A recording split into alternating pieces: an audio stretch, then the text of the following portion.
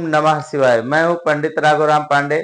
आपको आज हम बताएंगे कि सावन के पहले सोमवार के दिन किस जगह पर आप हरी चूड़ी रखेंगे तो आपको चमत्कार होगा। 24 घंटे के अंदर आपको चमत्कार होगा। आप देखिएगा, पूरा वीडियो देखिए, सारी जानकारी आपको पता लग जाएगा। जब सावन का महीना आता है तो हमारे मन में, शिव भक्तों के मन में जो है श्रद्धा उत्पन्न होती है। हम कभी ऐसे सोचते हैं कि सोमवार का व्रत रखेंगे, कभी हम सोचते हैं कि गंगा जी जा करके वहां से कांवड़ ला करके शिव जी को अर्पित करेंगे, शिव जी को कांवड़ चढ़ाएंगे। और कुछ लोग नहीं जा पाते हैं तो घर पे ही गंगा जल लेकर के जाते हैं, शिव जी को अर्पित करते हैं, उनको जल चढ़ा करके शिव जी को प्रसन्न करते हैं। शिव जी को चढ़ाने के लिए आपको बेलपत्र, भांग, धतूरा, ये सब चीजें तो हम लोग चढ़ाते हैं, पूजन करते हैं। कोई ऐसा उपाय होता है, कोई ऐसी टोटका होता है जो हम अगर करेंगे तो हमारा जो है हर मनोकामना पूर्ति हो जाती है, कल्याण हो जाता है। तो यही जानकारी हम आपको देंगे कि सावन को पहले सोमवार को हरी चूड़ी रखने से क्या होता है, कैसे चमत्कार होता है। अगर पहले सोमवार वाले दिन किस जगह पर चूड़ी रखी जाए तो आपकी मनोकामना पूरी हो सकती है, 24 घंटे के अंदर ही चमत्कार हो सकता है। सनातन धर्म में हरे रंग को, लाल रंग को एक जो है सुहाग का प्रतीक माना गया है, सबसे उत्तम माना गया है।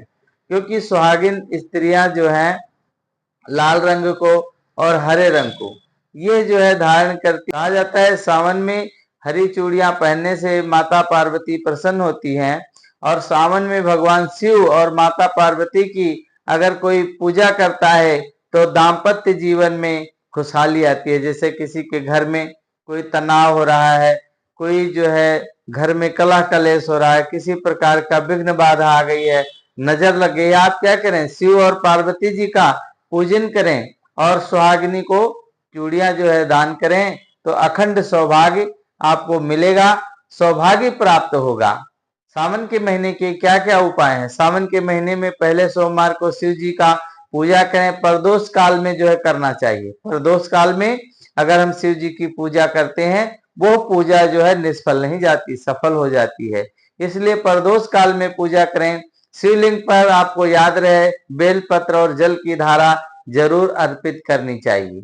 जब हम शिव जी पर जल की धारा डालते हैं या उसमें जल में थोड़ा सा दूध डाल करके और कच्ची लस्सी से स्नान कराते हैं, शिव जी का अभिषेक करते हैं, शिव जी प्रसन्न होते हैं। बस ये जब आप जो है दूध जल में डाल करके लोटे से चढ़ाना है तो आपने क्या करना है कि लोटा तांबे का तब नहीं होना चाहिए। अगर आप शुद्ध जल को चढ़ा रहे हैं तो आप जो है चढ़ा सकते हैं, तांबे के लोटे में जल चढ़ा सकते हैं, शिव जी को जलधारा अर्पित कर सकते हैं। अगर आपको दूध भी डालना है तो आप जो है तांबे के बर्तन में कभी भी दूध ना डालें। और शिव जी के मंदिर में घी का दीपक जलाना चाहिए और शिव जी से मनोकामना पूर्ति के लिए प्रार्थना करना चाहिए। और जब भी शिवालय में जाएं और वहां पूजन करना हो सके अगर आपके संभव है तो वहां अगर पंडित जी हैं तो उनसे आप संकल्प कराएं। संकल्प करा करके और फिर उसके बाद में जो है शिव जी की अर्चना करें। और अगर किसी के काल सर्प दोष है या किसी प्रकार का कुंडली में दोष है तो सावन के महीने में बहुत ही शुभ माना जाता है, आप पूजा करवा सकते हैं। और उसमें जब पूजा कराएं विधिवत अनुष्ठान करें, उसका जो है व्रत नियम करें। क्योंकि कोई भी अनुष्ठान पूजन हम करते हैं और अगर उस नियम का पालन यजमान नहीं करता है तो उसका फल उसे नहीं मिलता। इसलिए जब भी आप कोई पूजन करें तो जैसे पंडित जी आपको समझाएंगे कि इतने दिन कुछ ऐसी वैसी चीजें नहीं खाना है कुछ, तो उस चीज का आप ध्यान रखें। उस चीज का अगर ध्यान रखेंगे तो आपका हर मनोकामना पूर्ति होगी और भगवान जो है शिव आपके ऊपर कृपा दृष्टि करेंगे। इसलिए आप लोग ये करें।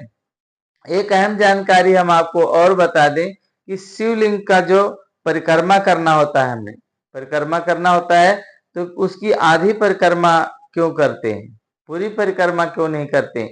ऐसे ही सभी देवी देवताओं की परिक्रमा करने के लिए जो है अलग अलग, जैसे हमने सूर्य की परिक्रमा करनी है तो सूर्य की परिक्रमा 7 होती है और भगवान गणेश की 4 परिक्रमा करनी चाहिए। विष्णु जी और उनकी अवतारों की अगर हम परिक्रमा कर रहे हैं तो हमारे को 4 ही परिक्रमा करनी चाहिए, और देवी दुर्गा की जो है 1 परिक्रमा करनी चाहिए। हनुमान जी की अगर आप परिक्रमा कर रहे हैं तो 3 परिक्रमा करनी चाहिए। इसी प्रकार से अगर आप पीपल के पेड़ की, पीपल के वृक्ष की पूजा किया है और उस दिन आपको परिक्रमा करना है तो 108 परिक्रमा करनी चाहिए। बृहस्पति की भी 4 परिक्रमा करना शुभ होता है।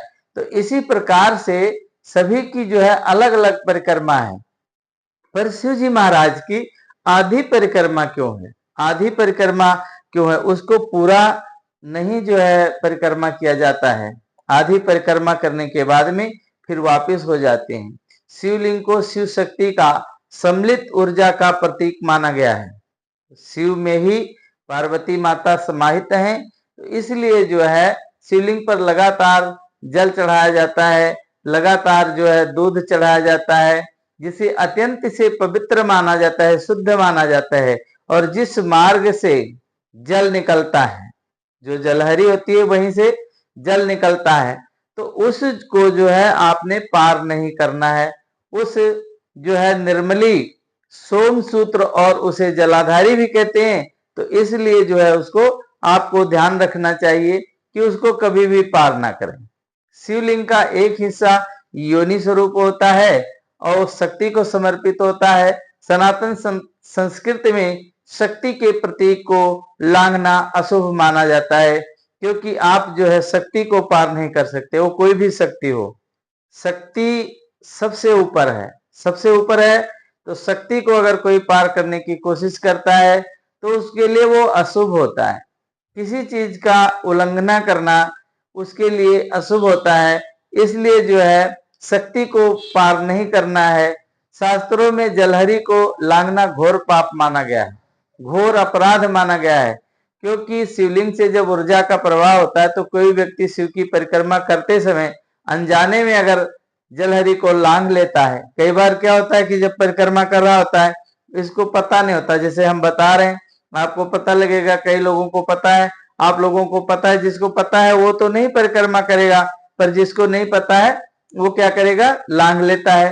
तो उसकी ऊर्जा उसके पैरों के बीच से उसके शरीर में प्रवेश कर जाती है, तो उससे क्या है, वीर रज से जुड़ी हुई शारीरिक परेशानियां, कोई ऐसी समस्या उत्पन्न हो जाएगी शरीर में, तो उसको बहुत ही, उसको पता ही नहीं लग पाएगा कि हमारे शरीर के अंदर क्या हो रहा है, किस प्रकार से परिक्रमा करने से हुआ है, क्या हुआ है। तो इस प्रकार से उसको पता नहीं रहेगा, वो डॉक्टर के पास चक्कर काटेगा। तो इसलिए आप लोग ध्यान रखें, पूरी वीडियो देखें। शिवलिंग की आधी परिक्रमा चंद्राकार परिक्रमा इसे कहा जाता है, चंद्रमा जैसे होता है, आधी आधी परिक्रमा करना है, आधे पे जाना है, वहीं से मुड़ आना है, जलहरी को पार नहीं करना है। पूरा वीडियो देखने के लिए आप लोगों का बहुत बहुत धन्यवाद। अगर आपको काल सर्प दोष, किसी प्रकार की कुंडली में दोष की जानकारी चाहिए, आपके कुंडली में पितृ दोष है, किसी प्रकार का कोई दोष है, अगर उसके लिए आपने पूजा करवाना चाहते हैं तो ऑनलाइन भी आप जो है करवा सकते हैं। पूरा वीडियो देखने के लिए आप लोगों का बहुत बहुत धन्यवाद। ओम नमः शिवाय।